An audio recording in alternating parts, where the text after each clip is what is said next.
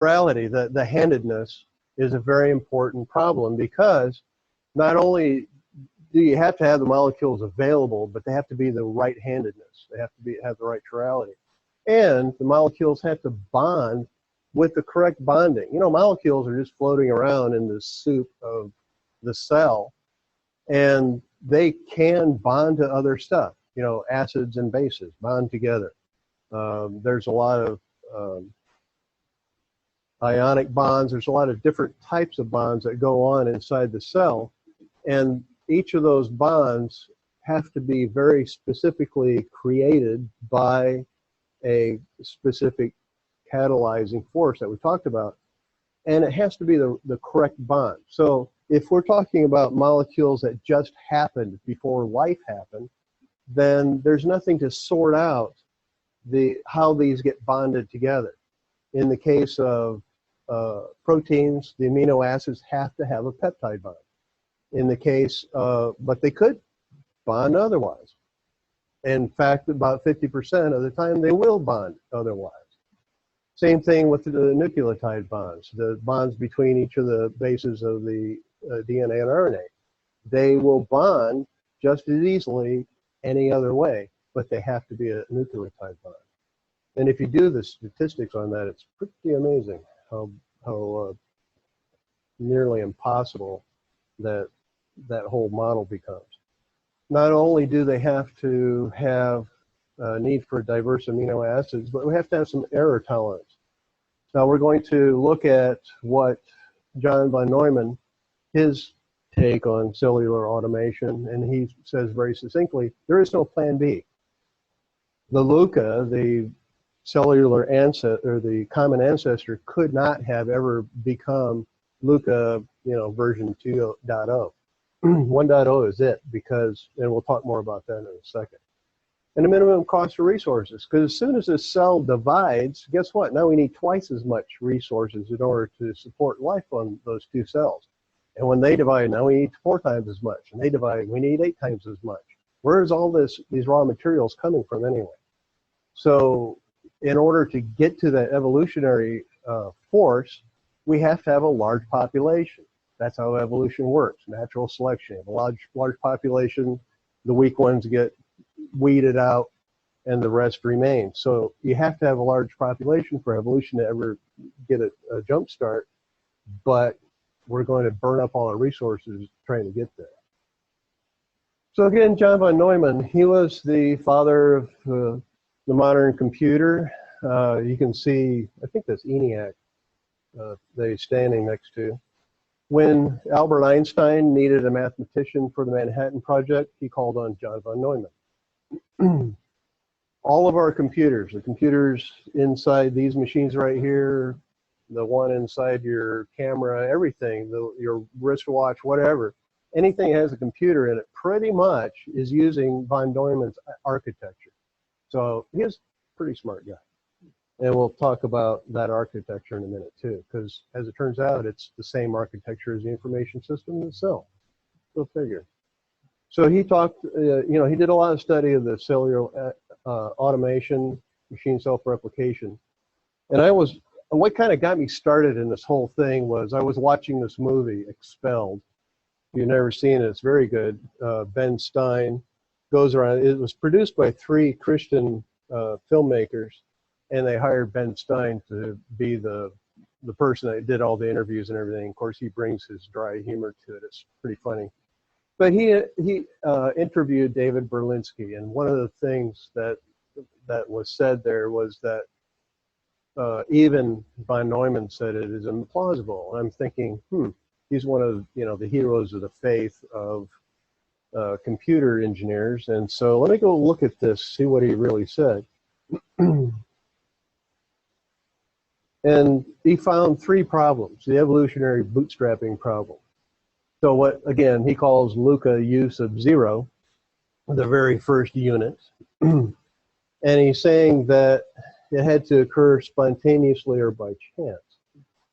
It's implausible that it could do that because, if you look at chirality, bonding, and we're going to talk about the ARS problem, just a plethora of other problems, not to mention the fact that, oh, by the way, you need a planet with the right temperature and, you know, and a moon to stir the oceans, and just on and on and on.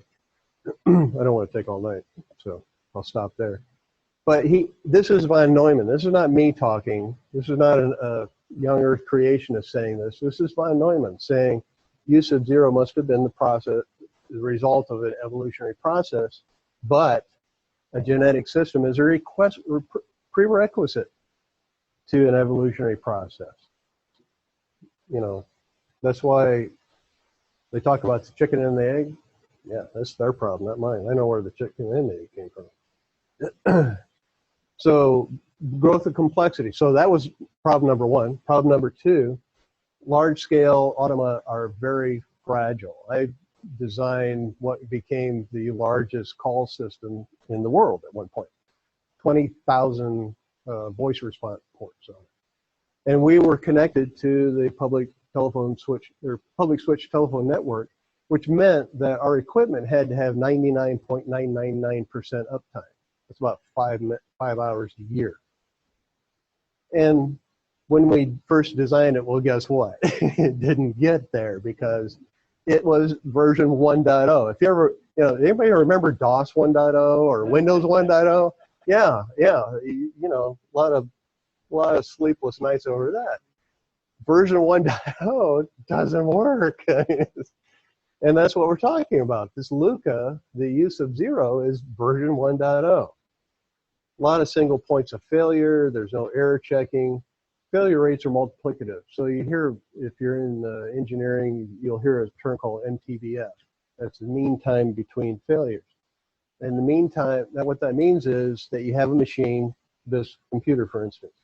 How long will it take, on the average, the mean, until it fails? So the mean time between failures, well, the way that you compute that is you multiply the failure of each piece, and then that'll give you the mean time of the whole system. Well, when you start multiplying 0.99 times 0.99 times 0.99 times 0.99, after a while you get down to about 0.5. You know, it doesn't take very long until you get a whole lot of pieces in there. So failure rates are multiplicative. In other words, the more parts, the more moving parts you have in a system, the more likely it is to fail. And there's interdependency. This part needs the result from this part, and this part needs the result from this part, which needs the result from that part, which needs the result from this part. And all these pieces have to work, and they also have to sequence what their needs in order to have the machine work. Very fragile, very fragile. I've done a lot of 1.0 releases, and you know, there's a lot of sleepless nights on that, Pam can tell you. A lot of very late nights. So a single cycle of self-reproduction perturbs the cellular automata. So when we have a system, we get it working, and then, oh, we have to make a new one from that system. We have to keep this one running and then make another one that's going to run just as well. And they're all, by the way, trying to use the same resources to do what they do. As a result, the parent and offspring destroy each other. Isn't that convenient? Not really. And again, this is John von Neumann. It's not me. So the mutations, you know, in order to, okay, so we got 1.0 finally up and running. Well, now we need 2.0, right? Because, you know, and 3.0 and 4.0 until we finally get to Jason.0, and me.0 and you.0. Well, the problem is that because this system that just managed to somehow create itself is so fragile that when we try to make another one, it's going to completely, radically upset the first one that we just happened to make by itself. So they have no evolutionary potential.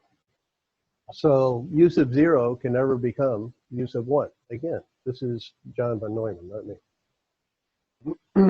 So again, he called it implausible for chance to create Luca by self-assembly. Therefore, an evolutionary process is required. But we know that you've got to have a genetic system before you can have evolution even occur. And fragile systems, complex enough, are too fragile to replicate mutations of Luca cause sterile offspring. So that's just kind of a review of what we just said. Yet, he was convinced that evolution was right. Like, this guy. Really, John? And here's this quote that evolution should occur at all in the world is a miracle of the first magnitude. He recognizes that it just really shouldn't have happened, but hey, here we are. And the fact that it self-reproduces, well, obviously it worked then, right? Because it self-reproduced. So therefore, wow.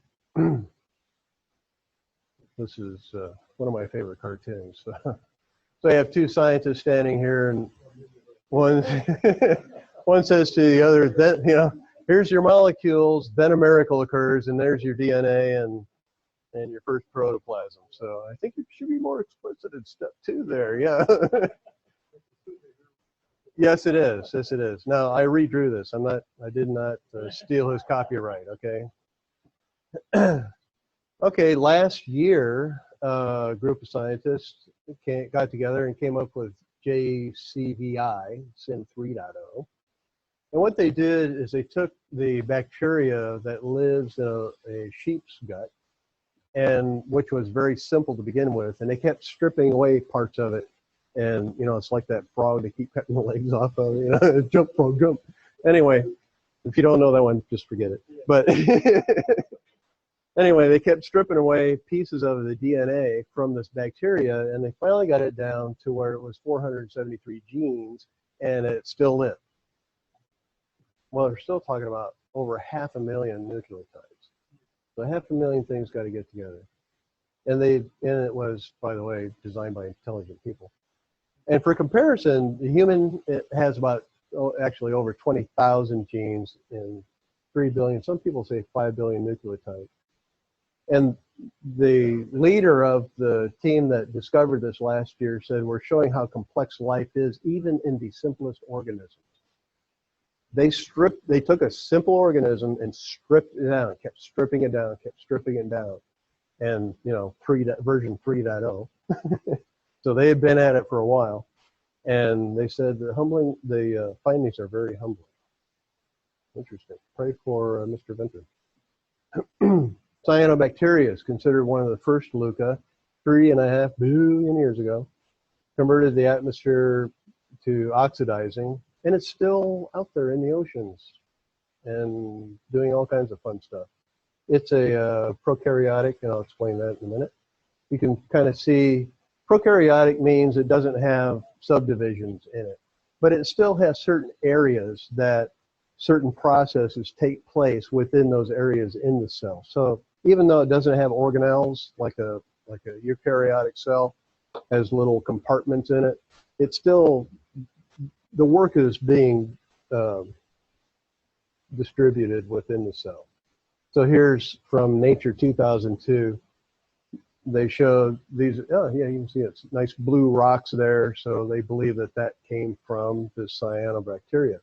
Well, the magic sauce, the secret sauce in cyanobacteria is a protein called phycocyanin. And it has just 800 amino acids, basically, at least 620 amino acids. And proteins function within various animals within species. And some of the versions of it are simpler than other versions. Some animals need less of this protein or less functionality. Some animals need more functionality. So that's why they say it has from 620 to 975 amino acids. Remember, actually, I can't remember because I haven't told you yet, but each one of the amino acids requires 3 nucleotides. So it requires 3 rungs of DNA for each amino acid. So multiply this number times 3, and that's how many pieces had to come together to be able to convert energy and light into, water and light into energy and oxygen. And they still haven't figured out how to do that without using that, by the way. So here's a von Neumann computer architecture. This is what von Neumann designed back in the 1940s. I added one little thing. It's called DMA, if you're familiar with how computers work. So on the von Neumann machine, and like I say, every computer, oops, I'm going to walk away from my microphones here. Every computer out there has a CPU. Everybody's heard of CPUs, central processing unit. Within that, you have the control unit and the ALU, the arithmetic logic unit. You have some memory. You have some gazetas and some gazetas, right? So they work. So since then, they've invented this thing called DMA, direct memory access, where your offline storage can directly access memory. So you can tell your disk drive, hey, go read this file and put the information at this location in memory, go do it. And then the central processor doesn't have to think about it anymore. The memory control unit takes over and does that with the memory. So this is something that wasn't in von Neumann's initial design. And look at this. Wait a minute. Let me go back. Oh, look, it's the same. Look at that. Okay, so, wow. So DNA is inside the nucleus, and it'll spin off a strand of mRNA, which is messenger RNA. RNA and DNA are very similar to each other, but RNA is a lot more active. DNA is really good for deep storage. RNA is good for temporary storage, and it can do some of its own tricks too. So DNA gets copied, a little piece of it gets copied off a gene, gets copied off and becomes RNA. And then the ribosome is a very complicated molecule, and it takes the results from the ARS and the tRNA and reads the codes and takes and attaches, makes a chain of amino acids. And a chain of amino acids, correctly folded, then are a protein. Now I'm going to explain a lot more about this, so if you're in eye glaze mode, it's coming, okay? So one little side thing, there's, I hesitate to even say this, but because it's just kind of like, it's a little rabbit trail really, but there's RISC and CISC. So your main processor and your computers use a thing called CISC. It's your complex instruction set. And that would be more like the eukaryotic cells. Multi-celled organisms use eukaryotic cells. The RISC would be simpler things like embedded systems, and they use less instructions, but they run faster. And that would be your bacteria cells, so forth. And the interesting thing is that they both appear to have evolved independently. So even though I'm going to talk about things that are only about eukaryotic cells, keep in mind that according to the evolutionary model, that the eukaryotic cells also evolved independent from the prokaryotic cells. Hopefully you're not totally confused. But if you are, I have a video. Hopefully this will clear it up for you. Yes. And get started here.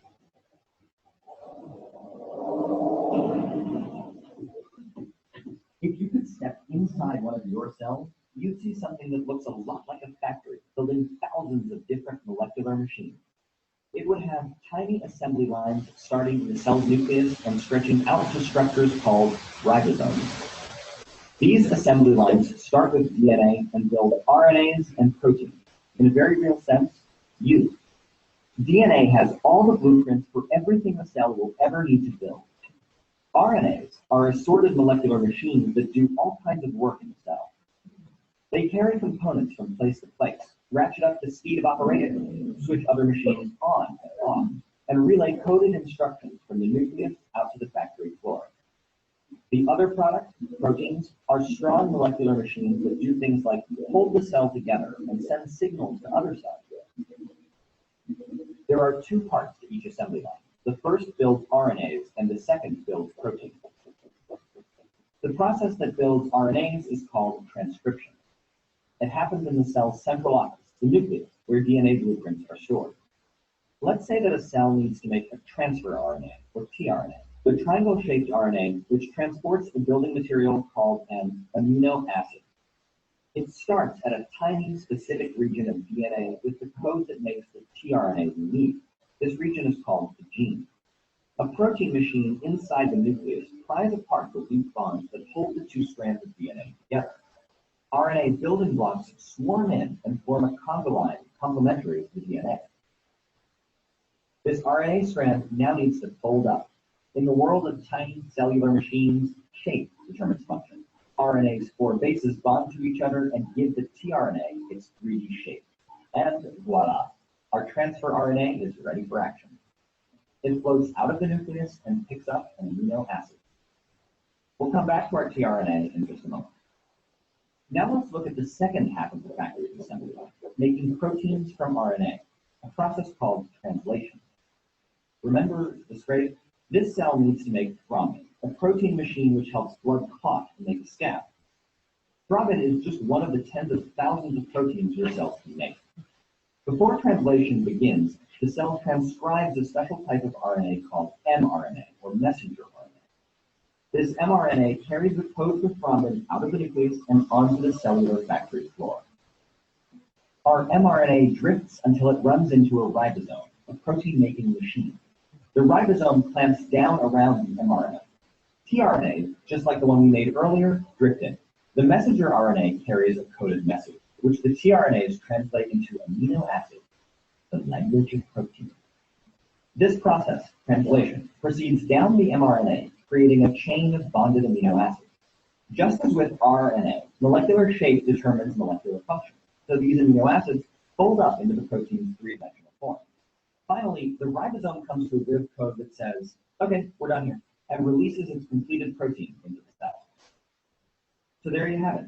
DNA encodes genes to make RNA machines, and the ribosome translates special mRNA, which in turn makes a protein machine. Unlike most factories, your cell uses just 2 processes to make tens of thousands of different molecular machines. It's like one factory that can build toasters, phones, cars, and even repair itself.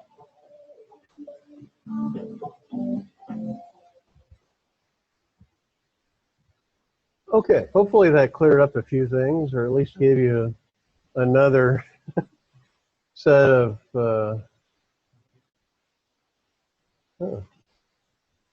curious, I lost my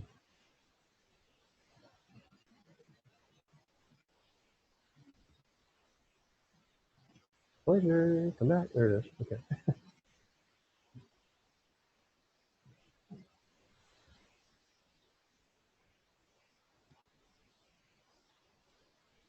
All right.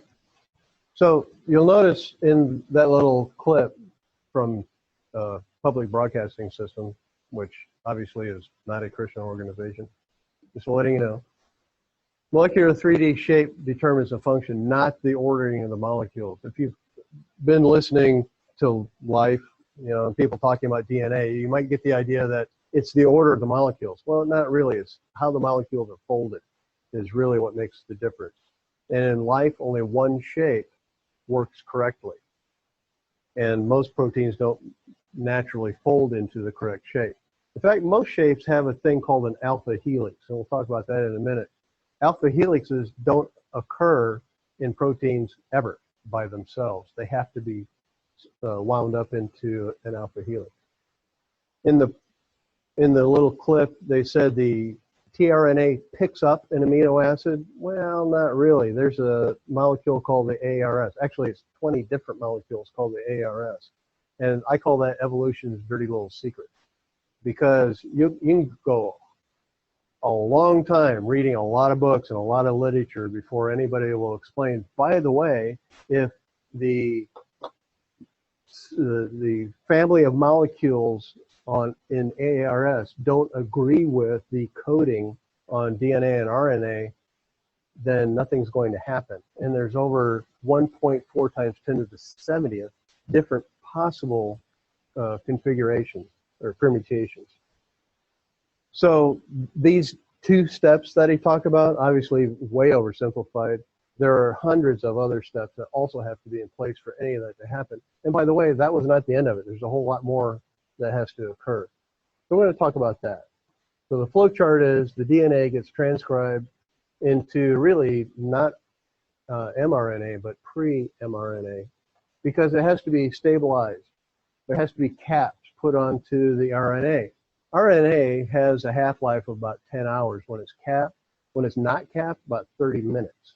So if it doesn't get capped, it's just going to dissolve and not do anything, which kind of makes that RNA world thing really more difficult to work out. But anyway, in a eukaryotic cell, there's a thing called a spliceosome, where a single gene can actually express more than one different protein.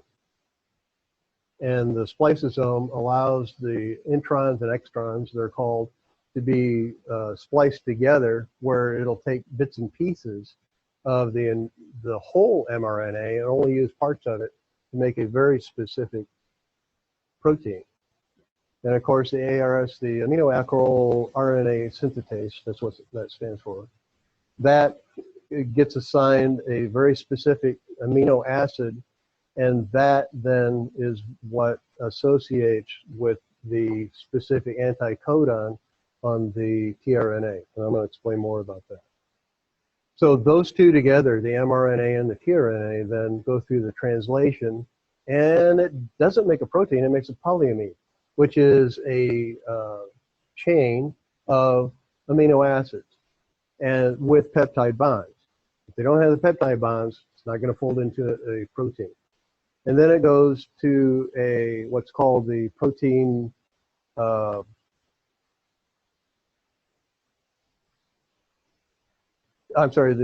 post-translation modifications, PTM, and then that is what folds the protein into, that's what folds the polyamide into the correct protein and puts it into the correct part of the cell too. So here's your basic eukaryotic cell. You know, you have the outer skin of the cell, which, by the way, that would be kind of hard to evolve too, but we won't go into that tonight. You have the inside of the cell. So all these little walls and everything in there, all those had to evolve too, somewhere along the line. But the nucleus is where the primary DNA lives. Now everybody's seen the DNA, you know, where it's the two strands, kind of, they're joined in the middle, and they float around, and then the cell goes through mitosis, where the cell divides and the two strands get pulled aside, and then the cells go on and live independently. Well, they're only in that configuration during mitosis, when the cell is divided. The rest of the time for that cell, which for some cells is years, the DNA inside the nucleus is in a conformation called chromatin, where it is not ready to be divided into anything.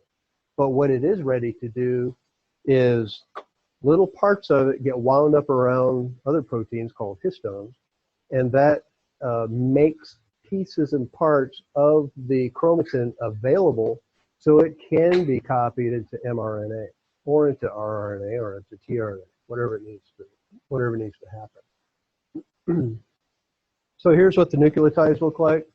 Again, this is the ribose sugar backbone, and you can see, so this ribbon here, that's all the riboses here and here. And then you have a residue here. In this case, it's guanine. And there's a very specific direction. So you have a phosphate connects into the 5 to the 3, 5' to 3' within the pentose. And that's the way that the DNA grows. So when you want to go backwards, there's a whole bunch of backflips it has to do to even get to that. You have 4 base pairs, the cytosine, guanine, adenine, and thymine, and the thymine gets substituted on RNA with uracil because it's a little more reactive. Again, RNA is more reactive than DNA. So fun facts, DNA is 70 inches if you stretched it all out, laid them end to end. So, and you know, we're talking about a molecule you wouldn't even be able to see.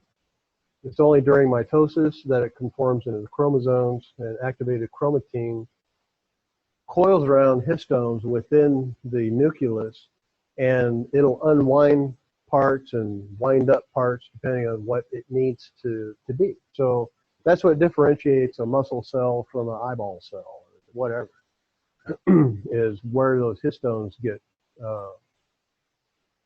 placed. So you have what gets the ball rolling. What gets the ball rolling is the transcription factors. So we need to transcribe a gene. In the example we had there, it was thrombin. So we need to make some thrombin. Well, it doesn't just happen by itself. There are factors. You know, how does the central processing unit know to do that? Well, there's a bunch of factors, and all these factors, most of them are proteins, some of them are just normal chemicals, and some of them are little strands of RNA. And there's also a bunch of other things that happen within there to make sure that only a very specific gene is being expressed in the transcription. So here's a kind of a schematic of it. We have activator proteins glom onto the DNA. And again, it's not, you know, in the chromosome, it's kind of stretched out. And then we have other transcription factors join those. So you get one that kind of says, okay, we probably need to do something over here. Well, if the other molecule never floats in and does anything, it never gets expressed. So it requires several of these activator proteins to come together. Now, we would also call those specific proteins, they might be hormones, they might be other things that are pheromones, or other just chemicals that are in the air will cause those to start up. And then, so the protein, you have some promoters, and the promoter will come along, and it is on a different strand or a different part, or it could even be, well, let me not say that. Definitely on a different part of the same piece of DNA. And it could be millions of base pairs away, and yet somehow they all come together, and it's going to express the correct gene at the correct time that the cell needs. You have some insulators from methyls will come in there. Methyl groups will insulate parts of it. They'll bind onto the DNA and cause that to not be expressed. So you have promoters, you have retarders. It could also happen externally. So here's your polymerase. This is what actually is what gloms onto the DNA that when it comes time to start the transcription. This is an actual photograph, a cryo-electron photograph of a what's called an RNAP, RNA polymerase. It is a complex of 50 different proteins and 5 strands of rRNA. It's the only pathway to get from DNA to RNA. So in order for this to happen the first time, you're going to have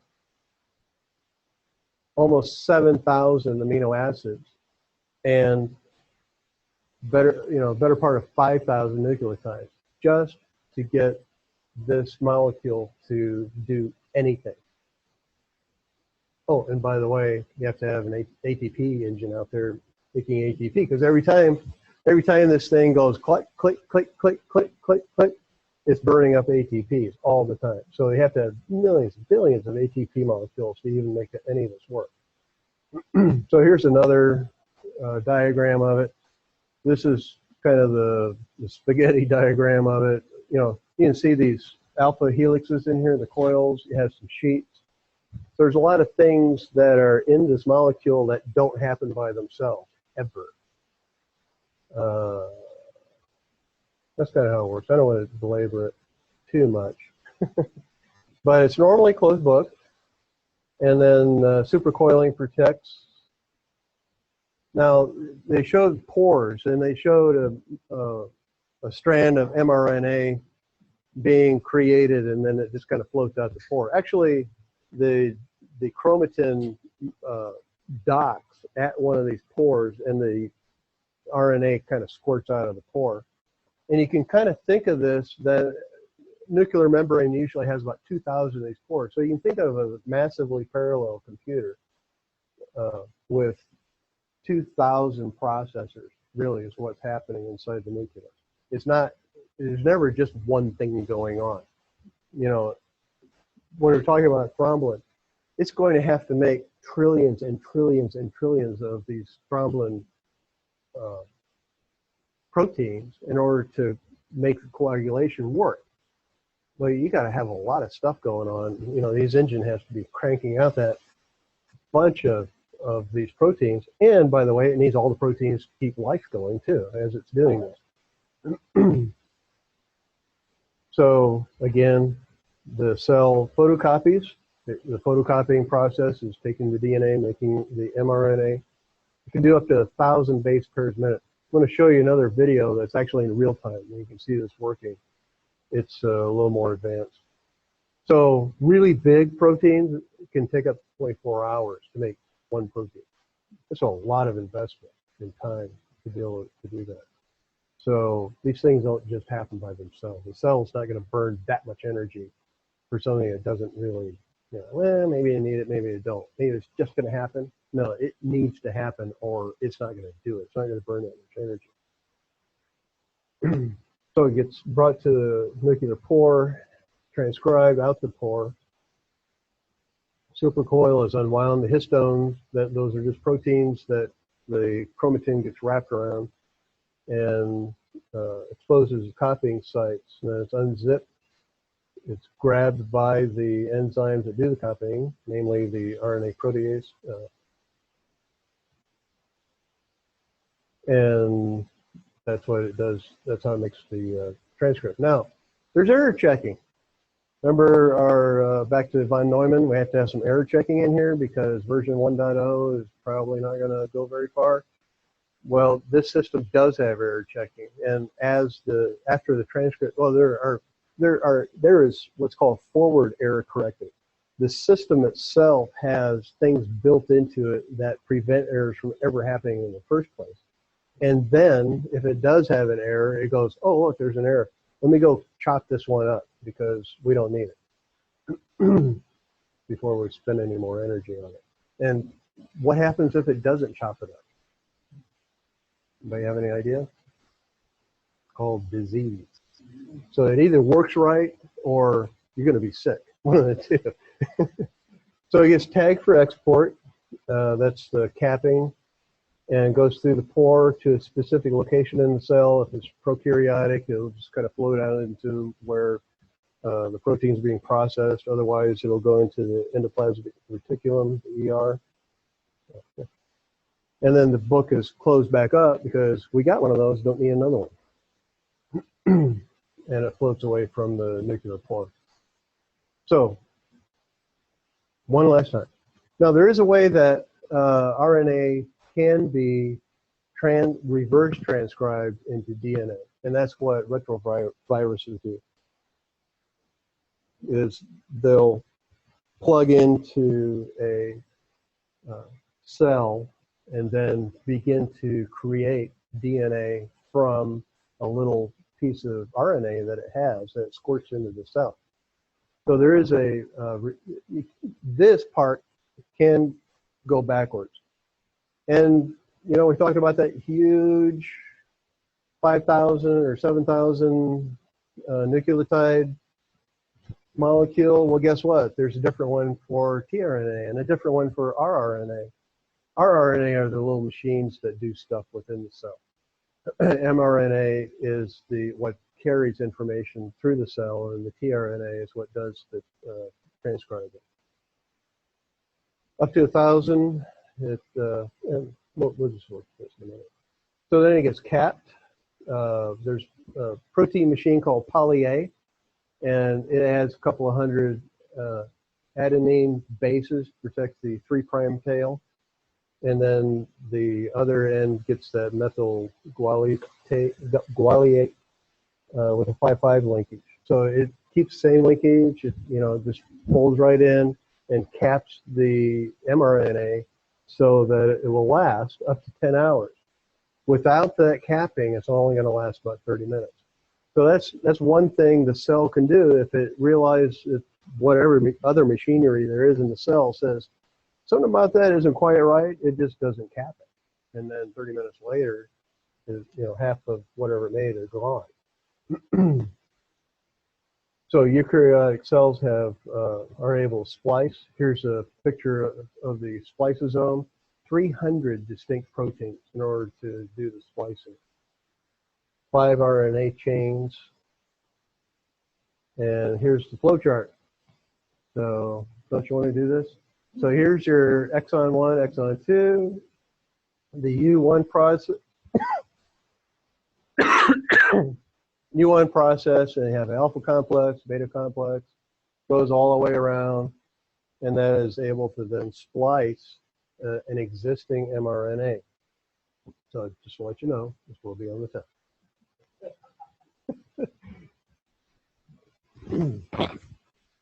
So after the mRNA gets created, it goes into the endoplasmic reticulum. And this is where it then meets up with these ribosomes, the little bumps on the cisternal spaces. Excuse me. And then it starts spinning up protein. Now, a given mRNA, it's just going to float there and ribosomes are going to keep glomming onto it and making them until the mRNA finally wears out.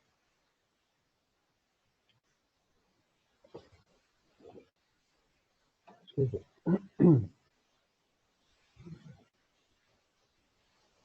So the translation. So that was the transcription. We transcribed DNA into RNA. Now we need to take the RNA and translate it into a chain of amino acids, amino acid polymer. So here's what an amino acid looks like. You have polar, which means it has one end that has a little bit more charge, a little more reaction than the other end. I'm sorry, non-polar, it has no. Polar has a little bit, it can actually bond to water and do stuff like that. Excuse me, acid. Don't get freaked out. There's a lot of acids here. RNA, ribonucleic acid. Acid just means it has a net negative charge to it. A base has a net positive charge to it. And here's an example, lysine. Look at this here. We have an NH3 and an NH3. So without the mechanics in the cell to specify, it would be just as happy hooking up with that NH3 as it would the other one, if it were just entirely by chance. So an amino acid has an amino end to it, NH3, a carboxyl, and then a hydrogen in the middle connected through a carbon, and then you have the R, the variant group. So there's actually well over 100 different amino acids used in life. Only 20 are being coded for.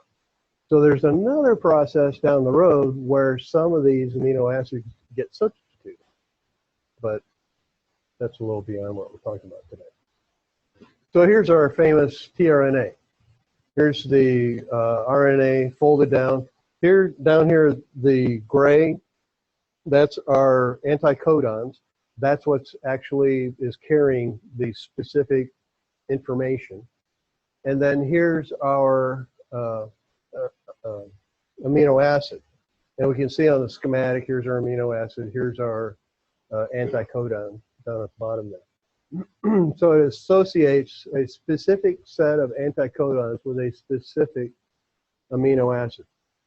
There are 4 different nucleic acids, and there are 3 codons, or 3 base pairs in a codon, rather. So 4 times 4 times 4 is 64. So we have possible 64 different codes. And all 64 codes are used for something. But we only have 20 of the amino acids. So there's a little bit of overlap. And that's part of the forward error correcting of this cell, or of the system.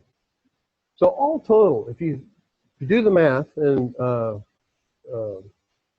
Yaki, I have a book over here by Yaki, and he's an evolutionist.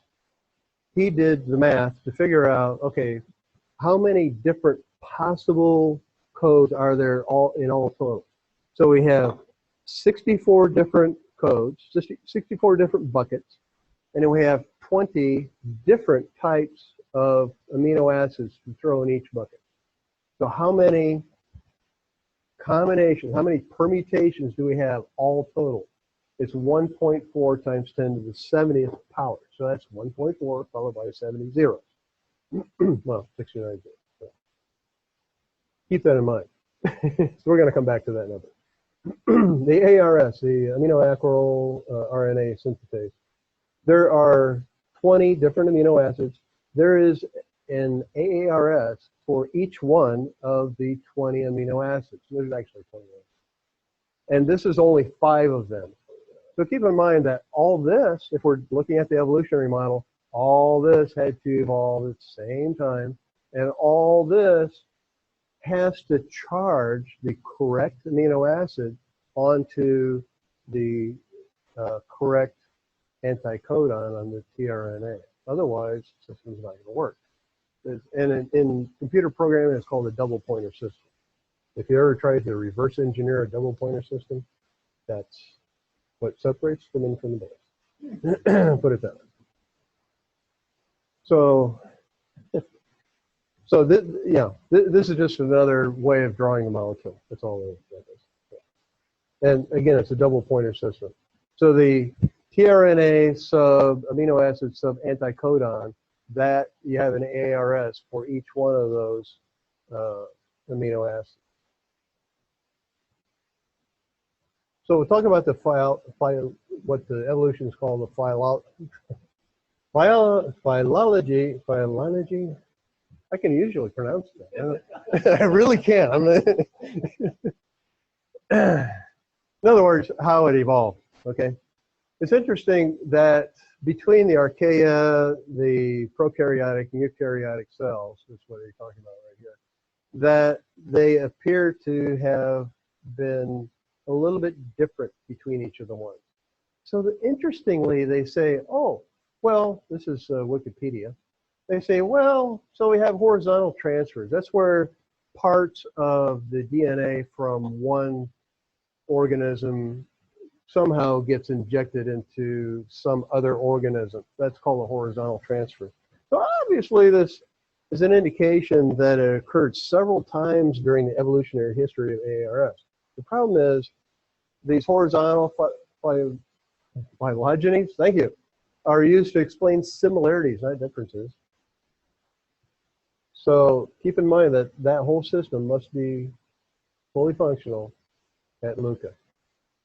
By the way, if you want to learn how to design your own RNA, go to eterna.cmu.edu. That's from Carnegie Mellon, and it's really a fun program. If you look me up, I'm Sinanosin, okay? And basically, you learn how to design actual RNA molecule. With the goal of the Eterna project is that trying to determine how these molecules will fold. Again, how they are folded, the three-dimensional representation of the molecule determines its function. So if they need something to zap some special type of cancer cell, for instance, they know what they need. They know what it looks like, because if they can put it into this pocket and cause some catalyzing to occur, they can destroy that specific cancer cell. And so what they want to do is get young people especially involved, because it's like a game, but it is also a good tool to use. And you can see the various colors or the various types of nucleotides that are being used. Anyway, you want a good diversion some night. So the PTM, the post-translation modification. So it undergoes several steps: folding, splicing, rebonding with other molecules. Amino acids get substituted. And then there's another protein called chaperonin that helps to fold it and move it to where it needs to end up. So the polyamines can fold into trillions of conformations. And this is what I saw Doug Axe's book back here. What Doug has done is a lot of how the conformations fold, and to realize that, again, you know, only one works. So how can we mutate a protein with some amino acid and still get the same functionality or any functionality that would be useful to the cell? The answer is you can't. So the folding is, here's our primary, this is what squirts out of the protease, and then it gets folded into sheets and alpha helixes. They get joined together, they get joined with other proteins as well. And all this has to happen correctly or the cell doesn't work. So here's what the chaperone actually looks like. It's an enzymatic protein, obviously, of about 530 amino acids. And again, alpha helixes don't happen by themselves. The chaperone is what causes the alpha helixes to occur. And then logistics takes over. The Golgi apparatus, the proteins get sorted and distributed wherever they need to end up. So that's kind of how the cell works. Now we're going to watch another little movie from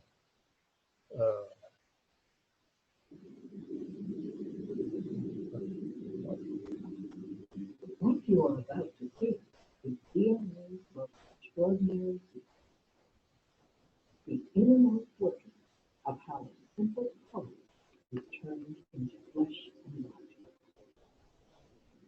This is what Francis Crick called the central dogma of modern biology. How DNA makes protein. It starts with a bundle of factors assembled at the start of the gene. It's these that trigger the first phase of the process, reading off the information that was needed to make the protein.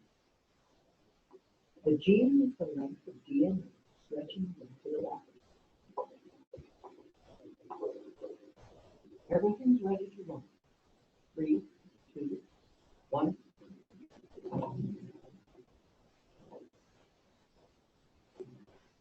The blue molecule racing along the DNA is reading the gene. It's unlooking for double helix and copying one of the two strands.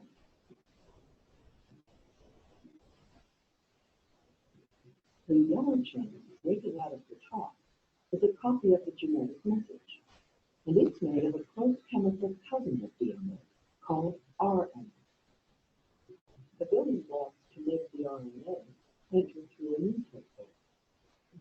They are matched to the DNA, letter by letter, to make an exact copy of the A's, C's, G's, and T's of the gene. The only difference is that in the RNA copy, the letter T is replaced with a closely related nucleic acid known as U. You are watching this process called transcription in real time. It's happening right now in almost every cell in your body. It's a bit like taking the information off a hard disk on a computer and put it into memory, but making it a real program that's running. So that process of DNA to RNA is like running a program, double clicking on an icon. When the RNA copy is complete, it snakes away from the nucleus and into the outer part of the cell. Then, in this dazzling display of choreography, all the components of another molecular machine lock together around the RNA to form a miniature factory called a ribosome. It translates genetic information in the RNA into a string of amino acids that will become a protein. Special transfer molecules, the green triangles, bring each amino acid to the ribosome. The amino acids are small red tips attached to the transfer molecule. There are different transfer molecules for each of the 20 amino acids. They all carry a specific three-letter code that will be read by the machine.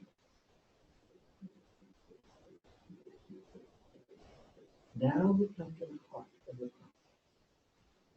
Inside the ribosome, the RNA is pulled through like a tube. The code for each amino acid is read off, 3 letters at a time, and matched to 3 corresponding letters on the transfer line. When the right transfer molecule is plugged in, the amino acid it carries is added to the growing protein chain. Again, you are watching this in real time. And after a few seconds, the assembled protein starts to emerge from the ribosome. Ribosomes can make any kind of protein. It just depends what genetic message you feed in on the RNA. In this case, the end product is human. Okay, hopefully that clears it up a little bit. I know it's a lot to take in, so I'm trying to take it easy on it as much as I can. Yeah, likely story. Okay, so that's what's called the central dogma. DNA makes RNA, RNA makes proteins, and that's it. You are made up entirely. The whole genome is all specifying RNAs and proteins. So that genome is pretty interesting because every cell has the same copy, but every cell doesn't do the same thing. In fact, every cell does something different slightly. Proteins and RNA are synthesized from genes, and this process requires RNA and proteins. So all the genes together are called the genome. Yet the genome, what's called the coding genome, in other words, the genome that makes proteins, is only 10% of the DNA. So for a while, they kind of had a problem with that. So that contains a functionality. Okay, so it gives multicell life and function by cell differentiation from the time you're a zygote to you're born, everything in between till death. It's all part of the design of your DNA. And by the way, all of your instincts, you were talking about the Joe Martin's Incredible Creatures. He talks about a bird, a specific tern that flies from Alaska to Hawaii that doesn't have his parents around to tell him how to get there. Yet it's programmed into his DNA. He knows how to get there. And she knows too. So. But she asks for directions. By the way, Joe Martin's going to be at our church on April 16th. Yeah. So get with Pastor if you want to find out more. So the other 90% is what's called UTR, the untranslated. Originally, P.Z. Meyer called it the junk DNA. He said, look at all this junk left over by billions of years of evolution. Oh, well. Actually, now we know what 80% of that does. And it's RNA used for molecular machines in most cases. It's also transcription factor coding, so that after something has been transcribed, there's introns that allow for alternative expression. 94% of our genes in our bodies can produce more than one protein. So that's the introns and extrons allow for that.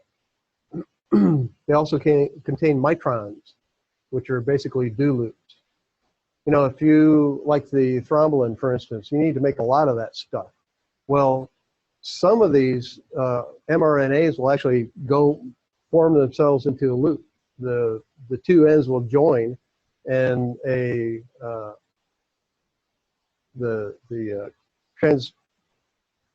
translator will glom onto it and just sit there and keep spinning around until the RNA finally falls apart.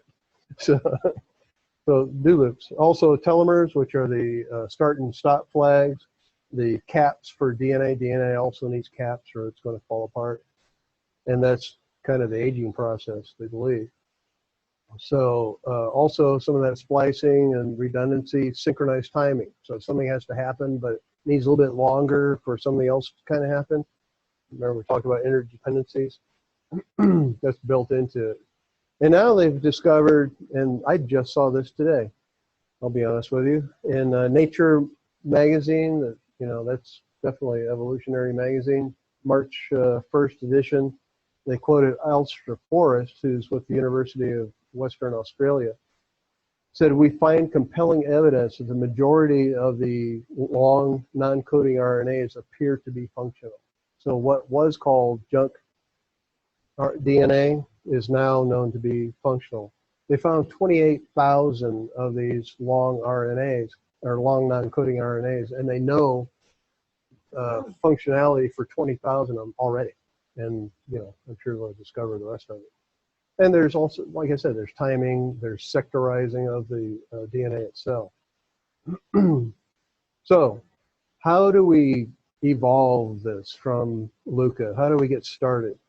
And there's three main theories. DNA world. The problem is DNA only stores information. Very stable, has error correcting and prevention and correction in it. So that would be good to start with, but it doesn't make anything. It just sits there. It's your hard drive. It doesn't do anything. The protein world, like the problem with that is there's no way to get from protein back to an information.